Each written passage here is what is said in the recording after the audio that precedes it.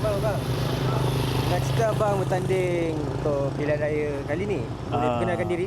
Nama saya Muhammad Zahid bin Zainal Abidin, anak peneroka Generasi Kedua Felda Palong 8 lah. Diberikan mandat oleh parti untuk bertanding di Dun Palong pada pilihan raya negeri kali ini. Mana you? Kebun? Kau betul. Oh, hantar orang tua kau? Iman? Ya, Allah. Oh, balik lagi ni ke? Metik ke motong? Kau meniaga apa? Okey lah, meniaga apa?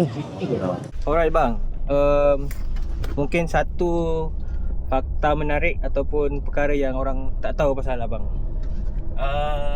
Saya sebelum menyertai politik merupakan seorang orang kata apa, peniaga dalam bidang landscape lah. Dan saya juga mengajar dalam bidang landscape di college community sebagai part time trainer.